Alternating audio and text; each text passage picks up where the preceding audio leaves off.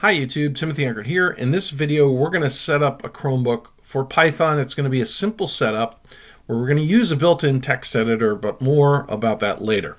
Okay, so first off, to set up Python, we want to go here to the launcher and we want to find our settings. Now, my settings are right up here because I've been doing a few takes for this, but typically you'll go scroll down and find your settings, or you can just search for your settings. So click on your settings.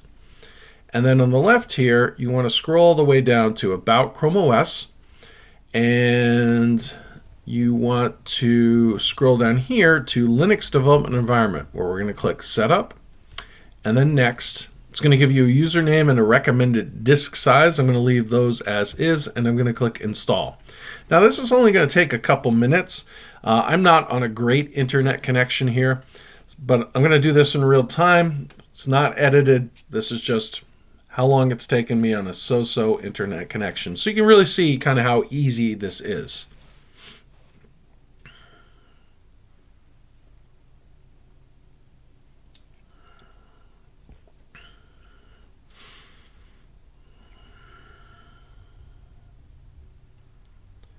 All right, so you see here it says now it's starting the virtual machine. It's going to give a message, or it did last time. It says it might take 30 minutes, but it took like maybe 30 seconds. So that definitely wasn't the case. Okay, so this might take up to 30 minutes. I don't know if you see that message that's appearing. For me, it's not taking anywhere near there. Now, normally when this loads up, you're just going to have a small little terminal here. You can close out your settings. I'm going to expand it so we can see everything. And let's get this a little bit larger. Now, I thought about showing you how to do VS Code, but actually VS Code is a little bit harder to install with this new containerless design. So I figured let's not make it too complicated. So you see here from the message that after version 143 on Chrome OS and newer, they're switching to a containerless design. So it's a little different now. So we're going to just copy this. This is going to just keep the message or stop the message from appearing again. So we know it's containerless. I'll do Control-Shift-V to paste it, and then that should take care of that. Then we'll clear this out. Let's actually get this even a little bit bigger. And we want to make sure that we have everything up to date. So what I'm going to do is type sudo apt update, then 2 ampersands sudo apt upgrade. And I'll do a -y, and that'll allow it to just run through without asking me if I want additional storage or that kind of thing. I'm going to hit this, and as this runs through, you can see here we're doing Debian Trixie. It's going through the components, and you'll see in a minute that it's going through the packages here. But you should see, okay, we see Python 3.13. So it's got Python installed. So these Chromebooks are really nice because you don't have to install Python. It's there. And we're not going to do anything like create a virtual environment or anything like this. So the other cool thing about a Chromebook is, let's say you mess this Linux container up, you can just go, okay, remove it, go back to your settings, remove it, and reinstall it, and you're good to go. And in fact, I've done that numerous times for videos on this channel just to get a clear start on a single Chromebook that was less than $200 from Walmart. So it really is a nice, cheap way to just get started playing around with code.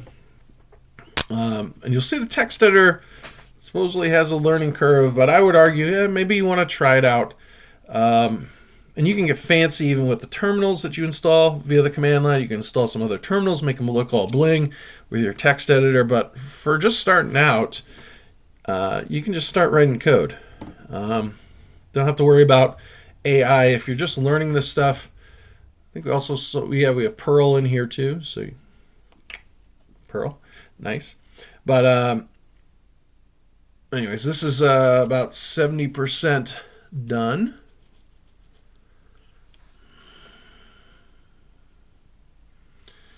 And we see some more stuff with Python 3.13.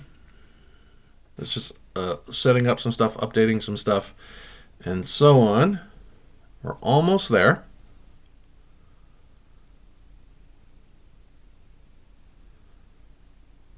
And there we go. Okay, so let's clear everything out here. And one thing you should do is you can right-click and pin this to your taskbar. And if you want to get this back, so let's close this out. Now, let's just go here and we'll shut down Linux, okay?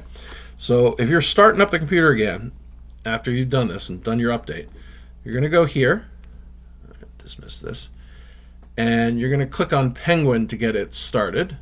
That's going to start the virtual machine. Now, depending on what you install, like I installed Emacs in a different Chromebook, and I had to start this first. A lot of times I could just click on the Emacs icon and it would fire up the Linux container, but I think we have to start it this way. You can go here to your settings. I have this kind of spanned out so I get it in 1080p, but if you go to your settings here, you can go pick a color. Like you can go through different colors on this terminal that just comes with it. So you could do dusk, haze, forest, and so on. Classic, maybe. It's pretty classic. We can pick the font. Let's say we want to do Fira code, and we want to make it size 20. Okay, that looks a little better. You can play with your terminal, the terminal that comes with the Chromebook, and it's actually quite capable. Okay, especially if you're starting out. So, what I can do here is I can do mkdir, and that's a command to make a directory. Let's call it Python. And then I'm going to cd into Python. That's change directory into Python here. And now I can create a file with vim. I can type vim main.py.